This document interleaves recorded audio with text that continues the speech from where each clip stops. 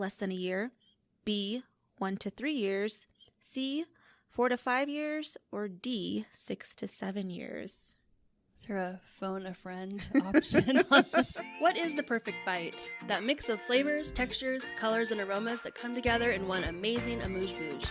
Big ideas expressed in small bites. That's our podcast, a variety of inspiring topics to make your financial goals and dreams a reality. Brought to you by Clark County Credit Union for your weekly serving of food reviews, financial education, and life hacks that your future self will appreciate. It's the perfect bite of interesting information to start your week. Welcome to episode 68 of The Perfect Bite. I'm Crystal Price. And I'm Shannon Hiller. Let's dig in. We love trying new dishes here at The Perfect Bite, and today we're talking about Mama Bird. Next, we're going to talk about 6 questions that will boost your financial literacy, and finally, we'll share ways that you can save money on your digital storage.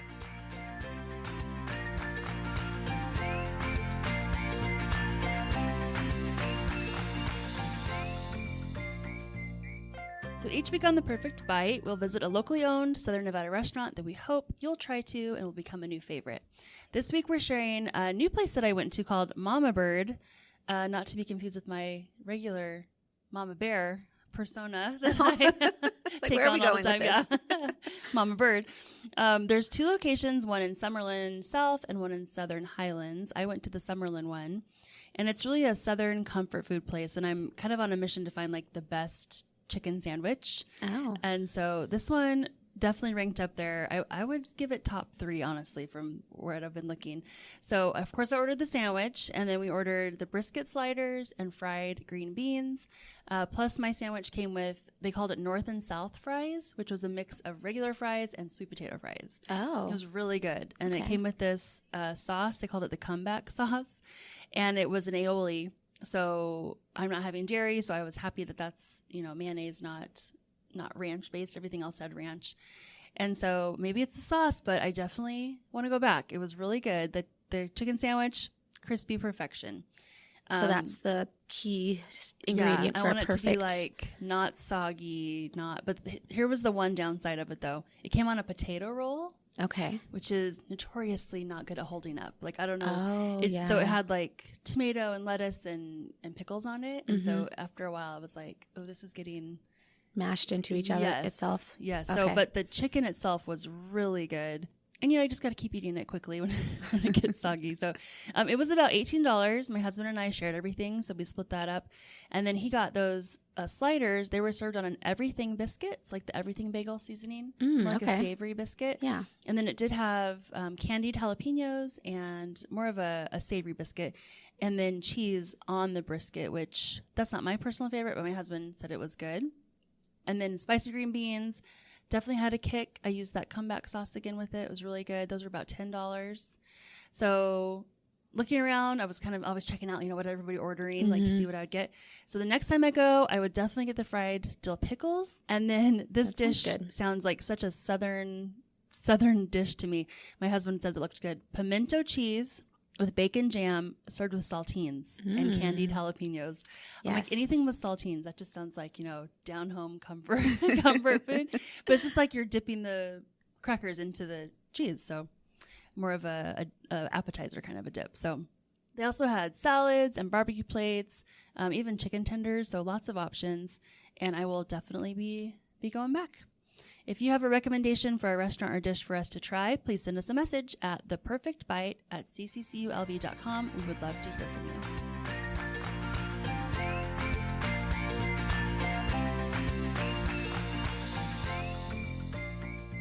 So next up, we're talking about 6 basic financial questions that most people only get 2 right. There are many aspects of finances, but there are a few that are basics to becoming more financially educated. The director of Global Financial Literacy Excellence Center, very long title, she developed a basic question, several basic questions to help people determine their financial literacy. So today we're going to go over those questions. Shannon, I know you haven't reviewed them yet, so I'm going to quiz you. I did not peek. It took some willpower, But if you didn't, don't worry, because like they said, usually only 2 of these questions were right out of the 6, and I think we're going to share only 4 of them. We'll have the full list in our show notes if you want to take the full 6 question quiz. So number 1, Generally, how many months' expenses do financial planners recommend that you set aside in an emergency fund? Is it A, 1 to 3 months, B, 3 to 6 months, C, 6 to 12 months, or D, 12 to 15 months? That's tricky because I always think I've heard 6 months. So you have two answers that have the 6 in it? 6 months in it. So is it 3 to 6 or 6 to 12? I'm going to say 3 to 6 because 12 sounds like a lot. But I know 6 is in there, right? I don't know. Oh. No, I do know. Okay. So the 6 is in there. You are correct on that. But the correct answer is 6 to 12 months. So think upwards. Add some sound effects for gong. Okay, that's a lot. I think in the past, though, on our podcast, we've promoted the 3 to 6 so that it does a little bit tricky. But yeah, if you have the means to do it, the dream would be to get the 6 to 12 months. Got it. For sure. During that survey, only 14% of respondents actually got that question correct. So not so bad. Company. And another thing that was interesting to see that those that were surveyed, 23% of respondents said they only put 0% of their paycheck towards savings. So got some work to do. Okay, Question number 2. You ready? Yes. Off to a great start. If you have too many credit cards, what should you do? A, close as many as possible. B, request a higher credit limit. C, be cautious about closing credit cards. Or D, close the cards with the lowest balances. C, be cautious. Definitely not A. Correct. Ding, ding, ding, ding, ding, ding. You want to be cautious. You get better credit history the longer you have credit cards open. So if you have too many and you start closing them all out, then you start losing that history, which can negatively affect your credit. So on this one, 29% of respondents answered that question correctly. Number 3, if a late payment is sent to a collections agency, how long will it remain on your credit history even if you have it paid off? A, less than a year. B, 1 to 3 years. C, 4 to 5 years. Or D, 6 to 7 years. Is there a phone a friend option on this? I don't have late payments, Crystal, so I don't know really anything about this. I'm going to say B. That's a total guess, though. 1 to 3 years. That would be incorrect. And I think honestly, no, I think you're not alone though, because I think until I started working for the financial industry, I was like, yeah, okay, went to collections. That was a year ago. No worries. It's gone. It's in the past. No, it is not in the past. It is going to hang around for 6 to 7 years. Whoa. So the answer is D, 6 to 7 years. And on top of that, even when you hit that 6 to 7 years for the collection agency, they can always sell it to another collection agency and start that 6 to 7 years all over again. Oh my gosh, that's terrible. It is very terrible. Yikes. So if you have a collection account, pay it off. Just be in good standing at least with it. For the most part, the collection agencies are not going to be indicative and they're not going to just keep selling it. But you do want it to show that it's been paid so that it can stop negatively affecting your credit. Okay. Next question. Yeah. What is the formula for calculating your net worth? Is it A, assets minus liabilities, B, liabilities minus assets, C, assets plus liabilities, or D, assets divided by liabilities? A. Correct. We do need some sound effects. So assets minus liabilities will get you the calculation for your net worth. Of respondents, 47% answered this one correctly. So it is a little bit better than some of our first ones. Again, there are 2 more questions in this quiz. We don't have time to go through those today, but if you want to check out our show notes, there's going to be a link so you can find out, get yourself on the track to being more financially educated. Now we're going to take a break to hear from our sponsor. Clark County Credit Union members have received more than $73 million in bonus dividends since 2001 just for using the credit union services they need every day. Since CCCU is owned by our account holders, they earn the dividend, not shareholders. This year, we returned a $2.6 million bonus dividend to members with auto loans, credit cards, and checking accounts. Open an account today and start earning your own bonus dividend. Funds privately insured by American Share Insurance. Next up is our Future Self segment, inspired by the Happiness Project. So, Crystal, do you have your phone handy? I do.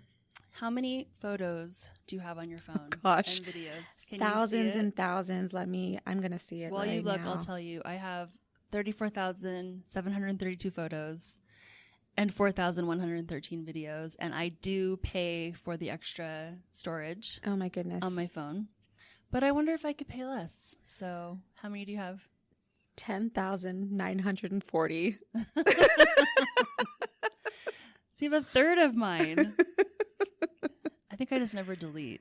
Yeah, I don't really delete either, but sometimes I will. I'll be like, oh, I don't need that month. That was all like receipts or something. I don't know, but yeah. So have you ever received that notification that you're running out of storage space and you can add more with just a low monthly fee, right? Yeah, just 99 cents. Yes. So we have Android and iPhone here represented. So both of them will do that. But there's alternatives to paying for more space, and we're sharing how to get more digital storage space within Apple iCloud or Google Drive.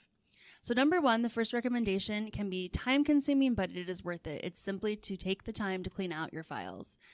You really don't need those emails from 2005. Delete those. You might even consider removing apps that you haven't used in a long time that are taking up some of your memory. For Android, you can delete those, but for Apple devices, you can offload them. And this will allow you to remove the app from the device, keep the icon, and then reinstall it when you're ready to use it. I do that sometimes. Like, I'll have a Disneyland app. Okay. I don't need it on all the time. Yeah. And so when I go back, although sometimes I like to look up how long the wait times are just randomly. If I was to catch a 'Cause I'm flight weird. now. Yes, I know. It's raining. How long is the wait time? So yeah, I'll do that. Number two, empty the trash. When you delete an email, it is not truly gone until you empty your trash. And the same is true for photos, I know, on iPhone. So if I delete the photos, you go into your recently deleted, and same for voice messages.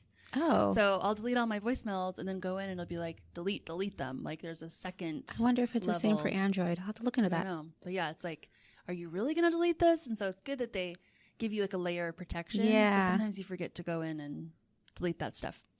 Number three, download an external drive. This will be a small investment in your storage, but if you have items that you really want to keep and you don't really need every day, put them on the hard drive and it'll free up space on your smartphone and in your email. My husband just did this. He just bought a bunch of large storage thumb drives. Okay. And just downloaded everything, and he was so proud of himself. And Yeah, that's cleaned up smart. his Like phone. the nostalgic stuff, you don't want to get rid of it. Yeah. But it is probably from 2005.